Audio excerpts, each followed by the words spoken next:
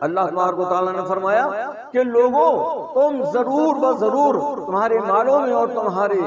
جانوں میں تم آزمائے جاؤ گے، تمہاری آزمائش ہوگی مال کی بربادی کے ذریعے سے، نفوس کی ہلاکت اور بربادی کے ذریعے سے تمہاری آزمائش ہوگی، اور تم اہل کتاب کے ذریعے سے اور ان لوگوں کے ذریعے سے جن لوگوں نے شرک کی راہ اپنائی، تم بہت زیادہ تکلیف دہ باتیں ضرور بضرور سنو گے۔ وَإِن تَصْبِرُوا وَتَتَّقُوا فَإِنَّ ذَلِكَ مِنْ عَزْمِ الْأُمُورِ، اگر تم نے ایسے موقع پر صبر کیا اور ایسے موقع پر تقوی و پرہیزگاری کی راہ اختیار کی تو إِنَّ ذَلِكَ مِنْ عَزْمِ الْأُمُورِ، تو سمجھ لو یہ بڑے حوصلے اور ہمت کی بات ہے۔ قال اللہ تبارک و تعالی فی کلامہ المجید والفرقان الحمید، اعوذ باللہ من الشیطان الرجیم، بسم اللہ الرحمن الرحیم، لَتُبْلَوُنَّ فِي أَمْوَالِكُمْ وَأَنفُسِكُمْ وَلَتَسْمَعُنَّ مِنَ الَّذِينَ أُوتُوا الْكِتَابَ مِنْ قَبْلِكُمْ وَمِنَ الَّذِينَ أَشْرَكُوا أَذًى كَثِيرًا وَإِن تُصْبِرُوا وَتَتَّقُوا فَإِنَّ ذَلِكَ مِنْ عَزْمِ الْأُمُورِ۔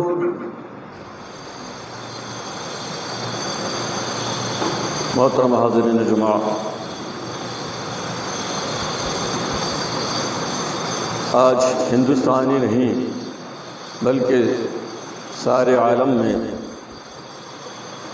ہم مسلمان جس حالت، جس دور و جس کیفیت سے گزر رہے ہیں وہ ہم سے مخفی اور پوشیدہ نہیں ہیں۔ الحمدللہ ہم اس کا ہر ایک شخص کسی نہ کسی زاویے سے اور کسی نہ کسی ذریعے و پیرائے سے اخبار میڈیا سے جڑا ہوا ہے اور پل پل کی خبریں لے رہا ہے۔ خصوصی طور پر ہمارے ہندوستان کے حالات جو ہم پر ظاہر ہیں اور ہم اس سے دوچار ہیں، یہ بھی کسی سے مخفی اور پوشیدہ نہیں ہیں کہ کس طرح سے ہمارے تعلق سے منصوبہ بند طریقے سے اور پورے پرنیوجت روپ سے پورے پلاننگ کے ساتھ کام کیا جا رہا ہے۔ ہمیں اپنی دین اسلام پر عمل کرنے پر رکاوٹیں ڈالی جا رہی ہیں، کہیں مسلم پر رسول اللہ پر آواز اٹھائی جا رہی ہے، کہیں حجاب پر آواز اٹھائی جا رہی ہے، اور کہیں سول کوڈ کی بات کہی جا رہی ہے، اور ہم نے ابھی گزشتہ ماہ میں دیکھا کہ ملک کے بے شمار مقامات میں مذہبی جلوس کی شکل میں طرح طرح کے ہتھیار لے کر ایسے نعرے، ایسے گیت بیان کرتے ہوئے نکالے گئے جو ہمارے لیے انتہائی تکلیف اور ایذا رسانی کا باعث اور سبب بنے، اور ہم کو خوف، ہراس اور ڈرانے میں ملوث کرنے کی کوشش کی جا رہی ہے۔ ہماری مسجد کی حرمت کو پامال کیا جا رہا ہے، ہماری مسجد کی اہمیت کو ختم کرنے کی کوشش کی جا رہی ہے، وغیرہ وغیرہ۔ یہ ساری چیزیں ہمارے سامنے ہیں، اور اس سے قبل کہ شاید میں نے کبھی بیان کیا ہوگا کہ ہندوستان میں اس وقت اسپین کی تاریخ کے پس منظر پر کام کیا جا رہا ہے کہ جہاں پر 800 سالہ مسلمانوں کی حکومت اور آبادی رہی، وہاں سے کس طرح سے مسلمانوں کو دیش نکالا کیا گیا، اس منظر پر یہاں پر کام کیا جا رہا ہے۔ اس لیے میرے ایمان والے ساتھیوں، دوستوں، بزرگوں، نوجوان احباب، ہمیں ضرورت ہے اس بات کی کہ ہم قرآن اور حدیث کا مطالعہ کریں، قرآن کو سمجھیں، پڑھیں، اور سیرت طیبہ رسول اللہ صلی اللہ علیہ وسلم کے زاویے میں ان حالات کو دیکھیں اور اس کے مطابق پھر اپنا منصوبہ بنائیں۔ الحمدللہ ہماری شریعت اسلامیہ، ہمارا قرآن پاک، ہماری سیرت محمدیہ صلی اللہ علیہ وسلم آج کی نہیں ہے، آج سے 1450 سال پہلے سے اس قرآن کے ذریعے سے، اس نبی دو جہاں سرکار دو عالم صلی اللہ علیہ وسلم کے فرمودات کے ذریعے سے ہم پر یہ ساری باتیں ظاہر کر دی گئی ہیں، عیاں کر دی گئی ہیں، بتا دی گئی ہیں کہ اے لوگو آنے والے حالات تمہارے ساتھ کیسے ہوں گے، آنے والی کیفیت تمہارے متعلق کیسے ہوگی، آنے والا دور اور آنے والا زمانہ کس طرح سے تم پر مصیبت و پریشانی کے پہاڑ توڑنے والا ہوگا، یہ ساری باتیں قرآن اور حدیث میں بتا دی گئی ہیں۔ یہ جو حالات ہمارے ساتھ آج ہمارے وطن کے یا پورے دنیا کے اندر ہمارے تعلق سے ہو رہے ہیں، یہ نئے نہیں ہیں، یہ جو ہے ایسے نہیں ہیں کہ صرف ہمارے لیے ہو رہے ہوں، ہمارے ساتھ ہی ہو رہے ہوں، نہیں، بلکہ اللہ تبارک و تعالیٰ نے تو اس کے تعلق سے ہم پر ہدایت فرما دی، ہماری رہنمائی فرما دی، ہم پر وضاحت فرما دی کہ اے ایمان والو تمہارے اوپر ایسے حالات آنے والے ہیں تو تمہیں کون سی راہ اپنانا ہے۔ ایسے حالات سے اللہ تبارک و تعالیٰ نے ہم کو آگاہ فرمایا، اور آگاہ فرمانے کے ساتھ ساتھ خداوند قدوس نے ہم کو جو ہے راہ عمل بھی بتایا کہ تمہیں کون سا طریقہ اختیار کرنا ہے ان حالات سے نپٹنے کے لیے، ان حالات سے جو ہے مقابلہ کرنے کے لیے، ان حالات سے جو ہے ان کو ختم کرنے کے لیے، اپنے اندر مضبوطی اور استحکامت لانے کے لیے، اپنے اندر ڈر اور خوف کو ختم کر کر جو ہے ایمان کی پختگی پیدا کرنے کے لیے تمہیں کون سا طریقہ اختیار کرنا ہے۔ اللہ تبارک و تعالیٰ نے یہ ساری باتوں کی رہنمائی ہمیں فرما دی ہے۔ ہمیں گھبرانے کی ضرورت نہیں، ہمیں پریشان ہونے کی ضرورت نہیں، ہمیں ڈرنے کی ضرورت نہیں، ہمیں خوف اور ہراس میں پڑنے کی ضرورت نہیں ہے۔ اللہ تبارک و تعالیٰ نے پہلے بتا دیا۔ یہ سورہ آل عمران کی جو آیت میں نے آپ کے سامنے پڑھی ہے، اس میں اللہ تبارک و تعالیٰ نے انہی باتوں کا نقشہ کھینچا ہے جو آج ہمارے سامنے درپیش ہے۔ جیسے کہ میں نے کہا کہ نہیں ہے، اللہ تبارک و تعالیٰ نے فرمایا لا تبلون فی اموالکم وانفسکم ولا تسمعن من الذین اوتوا الکتاب من قبلکم ومن الذین اشرکوا اذى کثیرا وان تصبروا وتتقوا فان ذلک من عزم الامور۔ اللہ تبارک و تعالیٰ نے فرمایا کہ لوگوں تم ضرور بضرور تمہارے مالوں میں اور تمہارے جانوں میں تم آزمائے جاؤ گے، تمہاری آزمائش ہوں گی، مال کی بربادی کے ذریعے سے، نفوس کی ہلاکت اور بربادی کے ذریعے سے تمہاری آزمائش ہوگی، اور تم اہل کتاب کے ذریعے سے اور ان لوگوں کے ذریعے سے جن لوگوں نے شرک کی راہ اپنائی، تم بہت زیادہ تکلیف دہ باتیں ضرور بضرور سنو گے۔ وَإِن تَصْبِرُوا وَتَتَّقُوا فَإِنَّ ذَلِكَ مِنْ عَزْمِ الْأُمُورِ۔ اگر تم نے ایسے موقع پر صبر کیا اور ایسے موقع پر تقویٰ و پرہیزگاری کی راہ اختیار کی تو إِنَّ ذَلِكَ مِنْ عَزْمِ الْأُمُورِ، تو سمجھ لو یہ بڑے حوصلے اور ہمت کی بات ہے۔ برادران اسلام، بتایا اللہ تبارک و تعالیٰ نے کہ اہل کتاب یہود و نصارہ کے ذریعے سے، مشرکین جنہوں نے کفر کی راہ اختیار کی، جو اہل اسلام میں سے نہیں ہیں، اہل ایمان میں سے نہیں ہیں، ان کے ذریعے سے تم بہت زیادہ تکلیف پہنچانے والی باتوں کو سنو گے۔ تاکید کا صیغہ اللہ تبارک و تعالیٰ نے فرمایا لا تسمعن، ضرور و ضرور تم سنو گے، ضرور و ضرور سنو گے اہل کتاب سے، یعنی یہود و نصارہ سے، اور وہ لوگ جنہوں نے کفر اور شرک کی راہ اپنائی، کیا سنو گے؟ اذن کثیرہ، بہت زیادہ تکلیف پہنچانے والی بات، بہت زیادہ تکلیف پہنچانے والی بات سنو گے۔ آج ہم دیکھ رہے ہیں ہمارے خلاف کیسے نعرے لگائے جا رہے ہیں، اگر یہ نہیں کہو گے تو تمہیں ہندوستان میں رہنا نہیں ہوگا۔ جی ایک وقت آئے گا کہ ہر جگہ میں ان کا مخصوص جھنڈا لہرائے گا، ایک وقت آئے گا کہ ٹوپی والا سر جھکائے گا۔ ایسے گیت جو اشتعال انگیز والے ہیں، جس کو سن کر ہم اور ہمارے نوجوان مشتعل ہونے کی کوشش کرتے ہیں، یہ تکلیف دہ باتیں اور یہ ساری باتیں جو ہمارے مسجدوں پر اپنے مخصوص جھنڈے لہرانے کی کوشش کی جا رہی ہے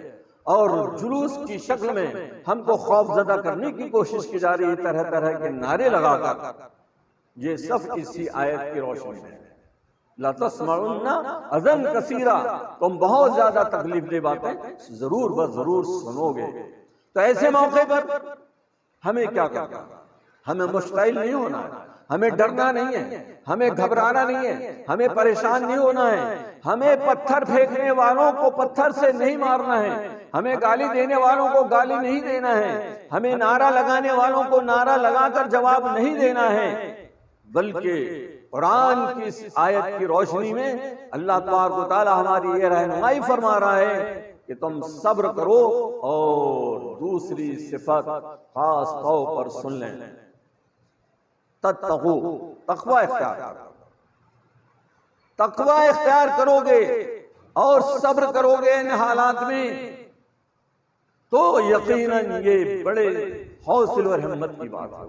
یقیناً ہمارے اندر اتنی طاقت ہے کہ ہم اینٹ کا جواب پتھر سے دے سکتے ہیں، ہمارے اندر اتنی طاقت ہے کہ ان کے اول فول باتوں کا جواب بحسن خوبی دے سکتے ہیں، ہمارے اندر اتنی طاقت ہے کہ ان کے ہاتھوں کا جواب بھی ہم ہاتھوں کے ذریعے سے دے سکتے ہیں، ہمارے اندر اتنی طاقت ہے کہ ان کی زبانی فحش باتوں کا جواب زبان سے دے سکتے ہیں، لیکن اللہ ہماری رہنمائی فرما رہا ہے کہ ایسی طاقت اور قوت اور توانائی حاصل ہونے کے باوجود تم اگر صبر کر رہے ہو اور تم تقوی و پرہیزگاری کی راہ اختیار کر رہے ہو اور سیرت طیبہ رسول پاک سرکار دو عالم صلی اللہ علیہ وسلم کی رہنمائی پر زندگی گزار رہے ہو، تو یہ بزدلی نہیں ہے، یہ جو ہے کمزوری نہیں ہے، یہ جو ہے ڈرنے کی بات نہیں ہے، یہ خوف کھانے کی بات نہیں ہے، یہ کم ہمت کی بات نہیں ہے۔ ان صفت کو اللہ تبارک و تعالیٰ نے، ان خوبی کو اللہ تبارک و تعالیٰ نے، کون سی صفت کون سی خوبی، ان تصبروا وتتقوا والی صفت اور خوبی کو اللہ تبارک و تعالیٰ فرما رہا ہے لمن عزم الامور، یہ بڑے ہمت اور حوصلے کی بات ہے۔ یقیناً کیسے ہمت اور حوصلے کی بات نہیں ہوگی، ہمارے نوجوانوں کے اندر اتنی طاقت ہے، ہمارے نوجوانوں کے اندر اتنی قوت ہے، صلاحیت ہے، ہر اعتبار سے اللہ تبارک و تعالیٰ نے نوازا ہے، لیکن اس کے بعد بھی قرآن کی رہنمائی ہمارے لیے کافی ہے کہ ہم جو ہے صبر کی راہ اختیار کر رہے ہیں اور اس کے ساتھ ہم تقوی و پرہیزگاری کی راہ اختیار کر رہے ہیں، یہ ہمارے لیے بڑی ہمت اور حوصلے کی اور جو ہے ہماری توانائی کے لیے کافی ہے۔ اللہ تبارک و تعالیٰ نے ایسے حالات میں ہمارے لیے رہنمائی فرمائی کہ ہمیں صبر و تحمل سے کام لینا ہے، انتہائی عقل مندی اور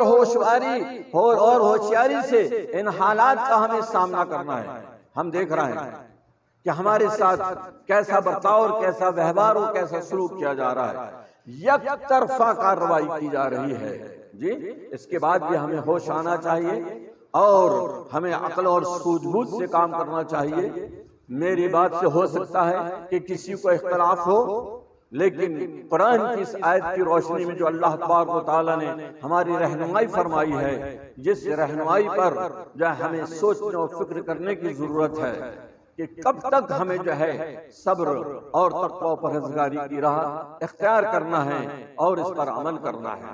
برادران اسلام، اسی طرح سے ایک دوسری آیت کریمہ بھی اللہ تبارک و تعالیٰ نے اس بات کو واضح فرما دیا، وہ بھی جو ہے آل عمران کی ہی آیت ہے جس میں اللہ تبارک و تعالیٰ نے فرمایا ان تمسسکم حسنۃ تسؤہم وان تصبکم سیئۃ یفرحوا بها وان تصبروا وتتقوا لا یضرکم کیدہم شیئا ان اللہ بما یعملون محیط۔ اس میں اللہ تبارک و تعالیٰ نے کیا فرمایا؟ فرمایا کہ ان لوگوں کی کیفیت یہ ہے کہ اگر آپ کو کوئی فائدے اور نفع کی بات اور فلاح اور کامیابی کی بات پہنچتی ہے تو وہ لوگ خوش نہیں ہوتے ہیں، ان کے چہرے بگڑ جاتے ہیں۔ ہاں، اتنا ضرور ہے کہ تم کو کوئی نقصان اور تکلیف کی بات پہنچتی ہے تو وہ لوگ خوش ہوتے ہیں، لیکن ایسے موقع پر بھی کیا فرمایا اللہ تبارک و تعالیٰ نے؟ فَإِن تَصْبِرُوا وَتَتَّقُوا، اگر تم صبر کی راہ اختیار کرتے ہو اور تقوی و پرہیزگاری کی راہ اختیار کرتے ہو، لا یضرکم کیدہم شیئا، اللہ تعالیٰ نے صاف فرما دیا۔ ہمارا یقین اور اعتقاد اور پختہ اعتماد اللہ کے ان کلام پر ہے، تو آج سے تو ہم اس سے پہلے بھی عمل شروع کیے ہوئے ہیں اور کر رہے ہیں انشاءاللہ، اور ہمارا ایمان اور مضبوط ہو رہا ہے، اور اللہ نے ایمان کی مضبوطی کی بات فرمائی ہے ایسے موقع پر اور ایسے حالات میں بھی فرمایا کہ لا یضرکم کیدہم شیئا، ان کی جو تجویزیں ہیں نا، جن کی جو تدبیریں ہیں، ان کے جو منصوبے ہیں، جو ان کی پلاننگ ہے، لا یضرکم شیئا، تم کو ذرہ برابر بھی نقصان نہیں پہنچائیں گے، اتنا سا بھی نقصان نہیں پہنچائیں گے۔ کب؟ جب کہ تم صبر کی راہ اختیار کرو اور تقوی کی راہ اختیار کرو، تو ان کی ساری تدبیریں فیل ہو جائیں گی، تم کو ذرہ برابر بھی نقصان نہیں پہنچائیں گے۔ یہ اللہ تبارک و تعالیٰ فرما رہا ہے۔ اور دوسری بات کیا فرما رہا ہے اللہ تبارک و تعالیٰ اس آیت کریمہ میں؟ اللہ تبارک و تعالیٰ اس آیت کریمہ میں یہ بات بیان فرما رہا ہے کہ ان کے ساری تجاویز کو، ان کے سارے منصوبوں کو، ان کی ساری سازشوں کو اللہ تبارک و تعالیٰ اپنے علم اور اپنی جانکاری کے گھیرے میں لے ہوئے، وہ جان رہا ہے کہ تمہارے ساتھ کیا ہوگا۔ تو جو آدمی، جو نعوذ باللہ من ذالک، جو شخص، جو ذات اللہ تبارک و تعالیٰ کی اس بات سے واقف ہے کہ ہمارے ساتھ کیا منصوبہ ہونے والا ہے، کس منصوبے پر کام کیا جا رہا ہے، کون سی سازشیں ہمارے خلاف رچی جا رہی ہیں، اس کی جانکاری اس ذات کو ہے، تو وہی ذات ان کی ان سازشوں کو بھی فیل کرنے والی ہے اور ان کو ناکام کرنے والی ہے۔ اللہ تبارک و تعالیٰ نے واضح طور پر فرما دیا کہ ان کی سازشیں، ان کے منصوبے اور ان کی تدبیریں تم کو ذرہ برابر بھی نقصان نہیں پہنچائیں گی، اور اللہ تبارک و تعالیٰ ان کے سارے کیے کرائے کو گھیرے ہوئے ہے، اس کے دست قدرت سے کوئی چیز دور نہیں ہے، اسی کے دست قدرت میں سب ہے، تو وہ چاہے تو ساری چیزوں کو جو ہے یک لخت ختم کر سکتا ہے، لیکن شرط یہی ہے، اللہ تبارک و تعالیٰ نے فرمایا، یہاں بھی وہی صفت اختیار کرنے کی تلقین فرمائی گئی، فَإِن تَصْبِرُوا وَتَتَّقُوا، اگر تم نے صبر کیا اور تقوی کی راہ اختیار کی، صبر کیا اور تقوی کی راہ اختیار کی، اللہ تبارک و تعالیٰ ان تمام معاملات کو اچھی طرح سے انشاءاللہ العزیز نپٹا دے گا۔ اللہ جو ہے ہمارے طرف سے ہمارا معاون اور مددگار۔ دیکھیے ہمارے سامنے قرآن مجید پورے طریقے سے رہنمائی فرما رہا ہے، پورے طریقے سے رہنمائی فرما رہا ہے، اور سابقہ امتوں کے حالات ہمارے لیے تسلی اور تشفی کے لیے کافی ہیں۔ موسیٰ علیہ السلام پر فرعون نے اور فرعون کی قوم قبطیوں نے کتنا ظلم کیا تھا، کتنی زیادتی کی تھی، ان کا جینا دوبر کر دیا تھا، ان کی زندگی گزارنا مشکل ہو گئی ہوا۔ موسیٰ علیہ السلام مبعوث ہوئے تو بھی ان کی ظلم و زیادتیاں ختم نہیں ہوئی، ظلم و زیادتیوں کا سلسلہ جاری رہا، ہزاروں بچوں کو، نرینہ اولاد کو تغطیہ کر دیا گیا، بنیادی حقوق سے ان کو محروم کر دیا گیا، ثانوی حیثیت کی باشندگی ان کو دی گئی۔ ان تمام حالات پر موسیٰ علیہ السلام اور موسیٰ کی قوم فرعون کے مد مقابل کھڑے نہیں ہوئی، بلکہ اللہ تبارک و تعالیٰ نے ان کی رہنمائی فرمائی اور فرمایا وَاسْتَعِینُوا بِاللَّهِ وَاصْبِرُوا إِنَّ الْأَرْضَ لِلَّهِ يُورِثُهَا من عباده من یشاء والعاقبۃ للمتقین۔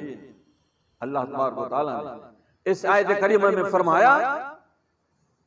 موسیٰ علیہ السلام کی اسی قوم کا نقشہ کھینچتے ہوئے، استعینوا باللہ، لوگوں اللہ سے مدد حاصل کرو، اللہ سے مدد حاصل کرو، واصبروا اور صبر کرو، تم ان کا مقابلہ نہیں کر سکتے نا، صبر کرو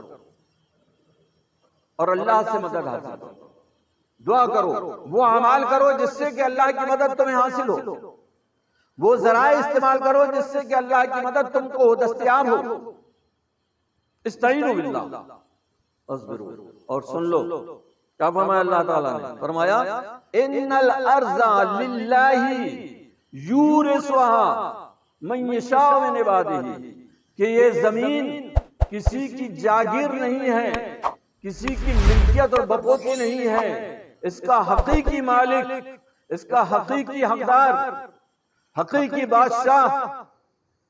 وہ پالنہار، وہ رب العزت ہے، اللہ تبارک و تعالیٰ ہے۔ ان الارض للہ، یہ ساری کی ساری زمین اللہ تبارک و تعالیٰ کے لیے ہے، اللہ اس کا مالک ہے۔ یورثھا من یشاء من عبادہ، اس کا وارث، اس زمین کا حاکم، اس زمین کا جو ہے عارضی بادشاہ، کام چلانے والا، دنیا کے نظم و نسق کو برقرار رکھنے والے لوگ اللہ جس کو چاہتا ہے مقرر کر دیتا ہے، بنا دیتا ہے۔ یورثھا من یشاء، اس زمین کا وارث جس کو چاہتا ہے اللہ تبارک و تعالیٰ بنا دیتا ہے۔ لیکن یہ یاد رکھو کہ بہتر انجام متقین کے لیے ہے، اللہ جس کو چاہے بنا دے، لیکن انجام کی نظریے سے اور انجام کی روح سے متقی و پرہیزگار لوگ ہی فائدہ مند ہیں۔ یہاں بھی اللہ تبارک و تعالیٰ نے تقویٰ اور پرہیزگاری کی بات اختیار کرنے کے بعد یہ بات فرمائی۔ تو موسیٰ کی قوم کے ساتھ اللہ تبارک و تعالیٰ نے کیا کیسی مدد اور کیسی نصرت کا مظاہرہ فرمایا وہ بھی ہم جانتے ہیں۔ یہ تلقین فرمائی کہ اللہ کی مدد حاصل کرو، اور اللہ تبارک و تعالیٰ جس کو چاہتا ہے زمین کا وارث فرما دیتا ہے، جیسے کہ قرآن میں دوسری اور آیت میں یہ بات واضح ہے کہ تنزل الملک ممن تشاء، تؤتی الملک ممن تشاء وتنزل الملک ممن تشاء، کہ یہ ملک جس کو چاہتا ہے اللہ تبارک و تعالیٰ دیتا ہے اور جس سے چاہتا ہے چھین لیتا ہے۔ کوئی اس کا جو ہے ہمیشہ ہمیشہ کا مالک نہیں ہے، نہ رہ سکتا ہے۔ پوری دنیا کی ہم تاریخ پڑھ کر دیکھ لیں، تلک الایام نداولها بین الناس، یہ زمانہ جو ہے گزر رہا ہے، گردش میں ہے، کبھی کسی کا موقع ہے تو کبھی کسی کا موقع ہے۔ موسیٰ علیہ السلام جو ہے فرعون اور فرعون کی قوم قبطی سے جان بچا کر نکلے، بنی اسرائیل کو لے کر، سامنے دریا حائل ہو گیا۔ ہم سب جانتے ہیں کہ اللہ کے حکم سے موسیٰ علیہ السلام نے دریا پر لاٹھی ماری، دریا پر راستہ بن گیا، موسیٰ اور موسیٰ کی قوم بنی اسرائیل پار ہو گئی، اور انہی کے پیچھے فرعون اور اس کا لشکر جو ہے راستہ پا کر جو ہے لگ گیا۔ اللہ تبارک و تعالیٰ کے حکم سے اللہ تبارک و تعالیٰ نے اس دریا کے پانی کو جوڑ دیا، اور جو راستہ بنا تھا وہ ختم ہو گیا، وہ سب کے سب غرق آب ہو گئے۔ اللہ تبارک و تعالیٰ نے یہی مظاہرہ فرما دیا۔ ہم سب کے لیے یہ درس عبرت ہے، ایسے واقعات جو قرآن میں بیان کیے گئے ہیں۔ ضرورت اس بات کی ہے کہ ہم قرآن کو پڑھیں، قرآن کو سمجھیں، اور پڑھ کر سمجھ کر اس کی رہنمائی پر پورے طریقے سے عمل کریں۔ میرے نوجوان ساتھیوں، دوستوں، بزرگوں، ان تمام باتوں میں اور ان تینوں جو ہے آیت میں اللہ تبارک و تعالیٰ نے اللہ تبارک و تعالیٰ سے استعانت کی بات فرمائی، صبر کی بات فرمائی، تقوی کی بات فرمائی۔ جی تو یقینی بات ہے کہ صبر اور تقوی تو ایک عمر کے انداز میں اور ایک عمر کے مرحلے میں، ایک عمر کے اسٹیج اور ایک عمر کے پڑاؤ میں یہ ساری باتیں ہو ہی جاتی ہیں۔ جب آدمی 60 سال 70 سال کا ہوتا ہے تو اس کو صبر آ ہی جاتا ہے، جب آدمی 60 سال 70 سال کا ہوتا ہے تو اس کے اندر تقویٰ پرہیزگاری آ ہی جاتی ہے۔ لیکن یہاں پر اللہ کا مطالبہ ہے، یہاں اللہ تبارک و تعالیٰ کا تقاضا ہے، یہاں پر اللہ تبارک و تعالیٰ کی خواہش و منشا یہ ہے کہ یہ صبر و تقوی کا مظاہرہ جو ہے ان لوگوں کی طرف سے ہو جو لوگ ان کا وقت، جن لوگوں کی زندگی اور جن لوگوں کی جوانی جو ہے گرم خون سے لبریز ہے، جن لوگوں کے جوانی کے دور مختلف قسم کے جوش اور جذبات سے پر ہیں، وہ نوجوان جن کے اندر ہر طرح کی طاقت و توانائی اور صلاحیت کے ہنر ہیں، وہ جو چاہیں کر سکتے ہیں، ایسے نوجوان اور ایسے شخص، ایسے احباب، ایسے اہل ایمان کی جانب سے اگر یقیناً جو ہے صبر کا مظاہرہ ہوتا ہے، صبر کا اظہار ہوتا ہے، اور تقویٰ و پرہیزگاری کا اظہار ہوتا ہے۔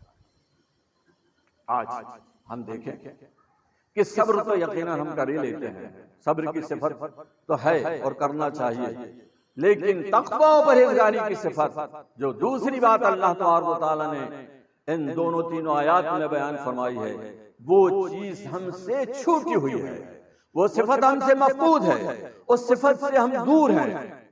تقوی پرہیزگاری کا مطلب کیا ہوتا ہے ہم سب جانتے ہیں، یہ ایک مستقل موضوع ہے، یہ مستقل ایک جو ہے عنوان ہے جس پر خطاب کی ضرورت ہے، اور ہم نے اس کو بارہا سنا ہے کہ تقوی کیا ہے۔ تقوی یہی ہے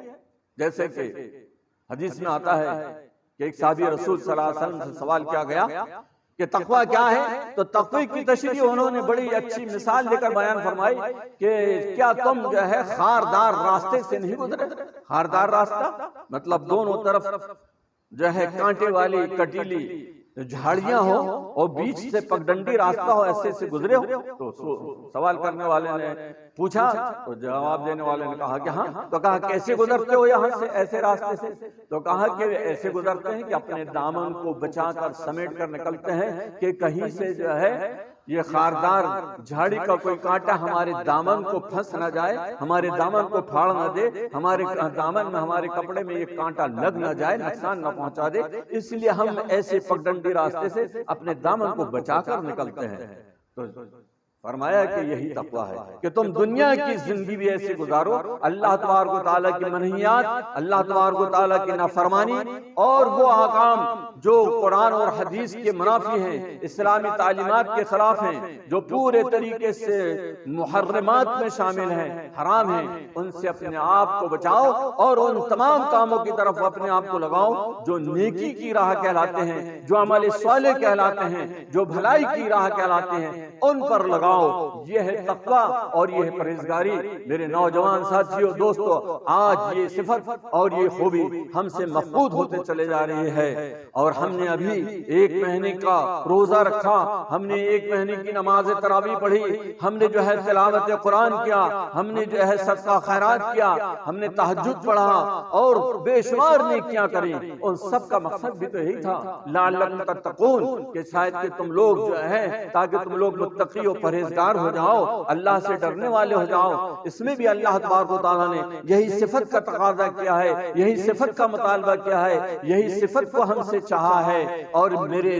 نوجوان ساتھیوں اور بزرگوں، یہی صفت آج کے اس دور میں، آخرت میں تو انشاءاللہ تعالی ہماری کامیابی کا ضامن بنے گی ہی، لیکن آج کے اس دور کے مقابلے کے لیے، آج کے اس دور کے ٹکرانے کے لیے، آج کے اس دور کے مسائل کو حل کرنے کے لیے، آج کے اس دور میں اللہ تبارک و تعالیٰ کی نصرت اور مدد حاصل کرنے کے لیے یہ بنیادی چیز ہے، یہ اہم ترین چیز ہے، اور یہ اول صفت ہے جو ہمارے اندر ہونی چاہیے، مسلمانوں کے اندر ہونی چاہیے،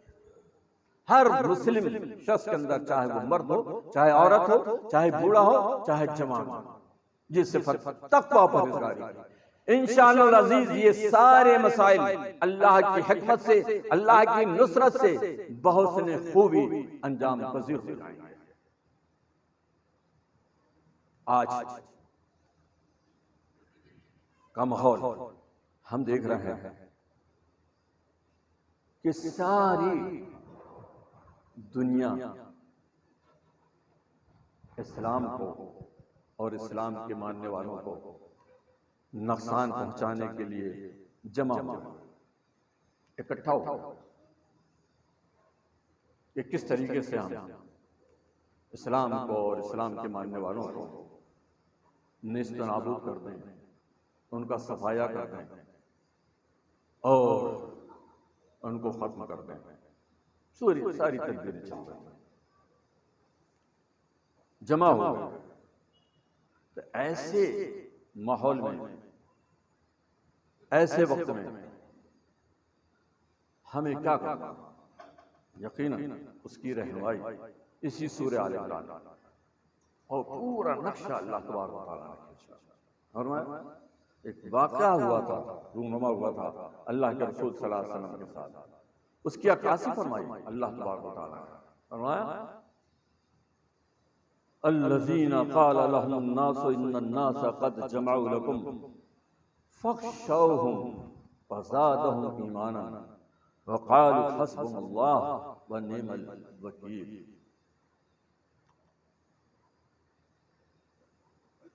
کیا فرمایا؟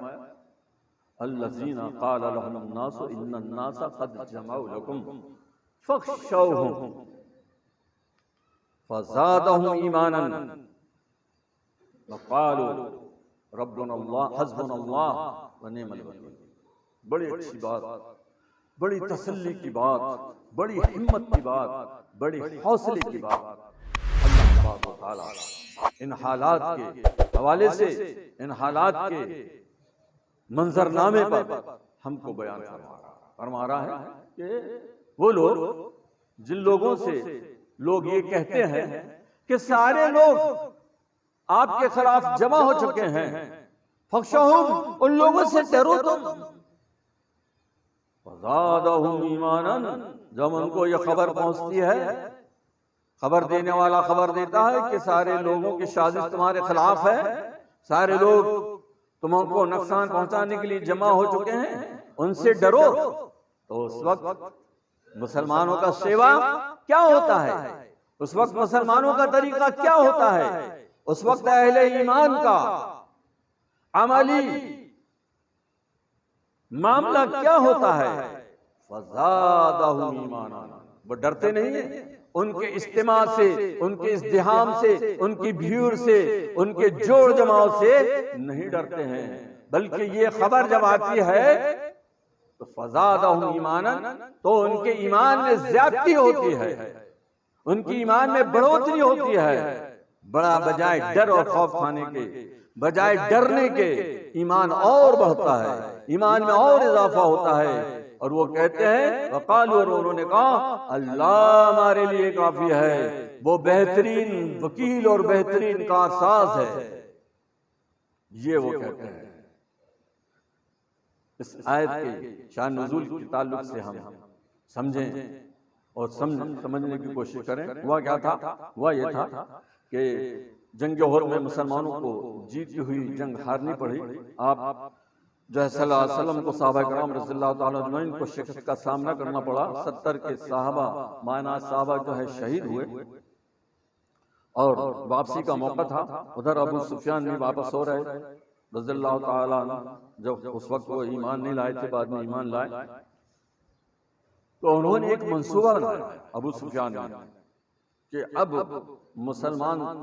جنگ ہار گئے ہیں، اب کیوں نہ ایک بم اور پٹک دیا جائے، ان کو ڈرانے کا اور ان کو خوف میں مبتلا کرنے کا، دہشت میں مبتلا کرنے کا پٹک دیا جائے، کیا کہ ان تک خبر پہنچائی جائے محمد صلی اللہ علیہ وسلم تک اور ان کے اصحاب تک کہ ابو سفیان نے اپنا بہت بڑا گروہ جمع کر لیا ہے، بہت بڑا گروہ جمع کر لیا، بہت بڑا لشکر تیار کر لیا ہے، مسلمانوں کو نیست و نابود کرنے کے لیے، مسلمانوں کو مٹانے کے لیے، تم اس لشکر سے اور اس گروہ سے خوف کھا جاؤ اور ڈر جاؤ۔ یہ خبر محمد صلی اللہ علیہ وسلم تک، صحابہ کرام تک پہنچائی جائے۔ چنانچہ ابو سفیان اور اس کے قافلے، ان کے قافلے سے عبد القیس کا قافلہ ملا، عبد القیس کے قافلے سے ابو سفیان رضی اللہ تعالیٰ عنہ پوچھا تھا تم کہاں جا رہا؟ کہا کہ مدینہ جا رہا، کہا کہ مدینہ جا رہے ہو تو محمد صلی اللہ علیہ وسلم اور ان کے ساتھیوں کا ہماری طرف سے یہ خبر پہنچا دینا، کیا کہ ابو سفیان نے تمہارے خلاف تمہارے دشمنوں کا بہت بڑا جوڑ جماؤ کیا ہے اور بہت بڑا لشکر تیار کیا ہے، اور تمہیں پورے طریقے سے نیست و نابود کرنے کے لیے تیار ہے اور آنے والا ہے، تم اس سے خوف کھا جاؤ اور ڈر جاؤ۔ کہا کہ تم یہ خبر محمد کو پہنچا دو صلی اللہ علیہ وسلم، اگر تم نے یہ خبر محمد صلی اللہ علیہ وسلم کو پہنچا دیا تو ہم عکاظ کے بازار اور عکاظ کے مارکیٹ میں تمہیں کشمش اور جو ہے وغیرہ وغیرہ سامان دیں گے، یعنی تم تجارت کرنے والے ہو نا، تجارت کی غرض سے مدینہ جا رہا، واپس ہو گئے تو عکاظ کا مارکیٹ میں تمہیں ہم بہت زیادہ فائدہ پہنچائیں گے۔ کہا کہ ٹھیک ہے میں پہنچا دوں گا۔ انہوں نے نبی صلی اللہ علیہ وسلم کو پہنچا دیا یہ خبر، راستے میں ملاقات ہو گئی نبی صلی اللہ علیہ وسلم اور صحابہ کرام رضی اللہ تعالیٰ عنہ تک یہ بات پہنچ گئی، تو اس وقت اللہ تبارک و تعالیٰ نے یہ آیت کریمہ نازل فرمائی تھی کہ وہ اہل ایمان محمد صلی اللہ علیہ وسلم، وہ صحابہ کرام رضی اللہ تعالیٰ عنہ جن کے ایمان میں کوئی کمزوری نہیں، جن کے ایمان میں کوئی شک نہیں، جن کے اللہ تبارک و تعالیٰ کی جانب سے نصرت اور مدد کے معاملے میں کوئی جو ہے اعتقاد کی کمزوری نہیں، کوئی شک و شبہ کی گنجائش نہیں، اس کے بعد بھی اس مضبوط ایمان ہونے کے بعد بھی ایمان اور مضبوط ہوتا ہے، جی ایمان اور مضبوط ہو رہا ہے، کتنی اچھی بات۔ کب؟ جبکہ ان تک یہ بات پہنچائی جا رہی ہے کہ یہ سارے لوگ تم کو نقصان پہنچانے کے لیے، تمہیں نیست و نابود کرنے کے لیے جمع ہو چکے ہیں، تم ان سے خوف کھاؤ، تم ان سے ڈرو، دہشت کھا کر اپنی ساری کارروائیاں ختم کر دو۔ ڈر اور خوف کے بجائے ایمان میں اضافہ ہو رہا ہے، ایمان بڑھ رہا ہے۔ ایمان بڑھتا ہے تو کیا ہوتا ہے؟ ایمان بڑھتا ہے تو کیا ہوتا ہے؟ آدمی مسلمان مسجد سے دور ہوتا ہے۔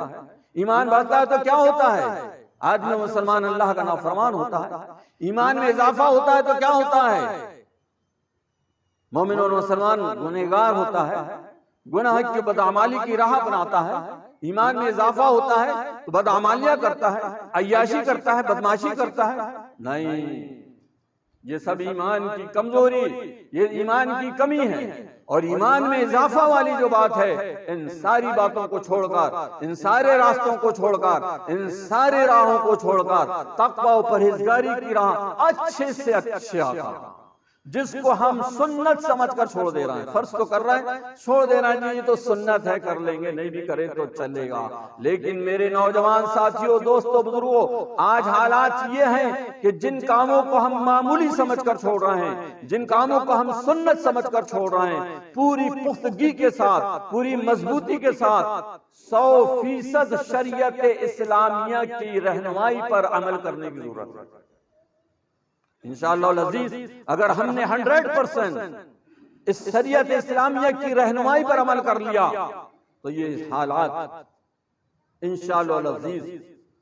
بہت جلد بدل جائیں گے، بہت جلد ختم ہو جائیں گے، کیونکہ یہ ہماری جانب سے ہے۔ اللہ تبارک و تعالیٰ نے فرما دیا وَمَا أَصَابَكُم مِّن مُّصِيبَةٍ بِمَا قَسَمَتْ أَيْدِيكُم، کہ جو بھی پریشانیاں آتی ہیں اس میں تمہارے ہاتھ کی کمائی کا بھی حصہ ہے۔ اللہ تعالیٰ آزمائش کے طور پر بھی مصیبت و پریشانی میں مبتلا کرتا ہے۔ اللہ تبارک و تعالیٰ سے دعا ہے کہ اللہ تبارک و تعالیٰ ہمارے نوجوانوں کو، ہمارے بزرگوں کو اللہ تبارک و تعالیٰ کی اس بتائی ہوئی رہنمائی پر عمل کرنے کی توفیق عنایت فرمائے، اور صبر و تحمل اور اس کے ساتھ تقوی و پرہیزگاری اختیار کرنے کی توفیق عنایت فرمائے۔ ان حالات سے ڈرنے اور خوف کھانے کی ضرورت نہیں، لیکن غصے میں مشتعل ہو کر اور جو ہے برنگیختہ ہو کر، جس طرح سے کہ کچھ نوجوانوں کی جانب سے کچھ حرکتیں ایسی ہو جاتی ہیں، اس کی بالکل قطعاً ضرورت نہیں ہے۔ صبر و تحمل کے ساتھ معاملات کو حل کرنا چاہیے۔ اللہ نہ کرے ہمارے ساتھ ایسے معاملات پیش آئیں جو ملک میں دوسری جگہ پیش آئے ہیں۔ ایسے معاملات اگر پیش آ رہے ہیں تو ہمیں صبر و تحمل کا اظہار کرتے ہوئے ان معاملات کو جو ہے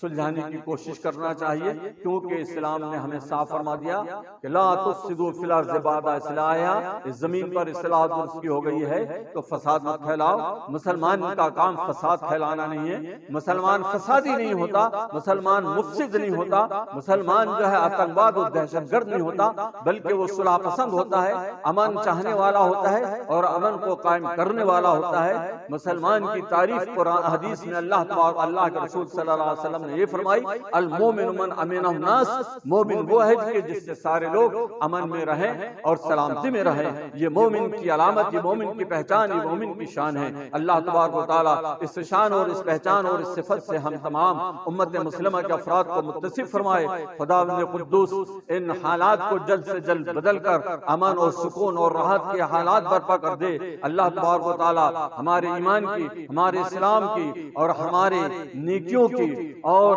ہمارے تمام وہ لوازمات کی اللہ تبارک و تعالیٰ حفاظت فرمائے جو ہمارے ذمہ ہیں، اور ہم تمام کو تقوی و پرہیزگاری کی راہ پر چلنے کی توفیق عنایت فرمائے، اپنا متقی و پرہیزگار بندہ فرمائے۔ اللہ تبارک و تعالیٰ جس طرح سے ہمیں یہ توفیق تھی کہ ہم مسجدوں کو رمضان میں پورے طریقے سے بھرتے تھے، ہماری مسجدوں کی آباد کاری خداوند قدوس ہمارے نوجوان کے ذریعے سے ویسے ہی بحال رہے جیسے کہ رمضان مبارک میں تھے۔ آمین آمین وآخر دعوانا الحمد للہ رب العالمین۔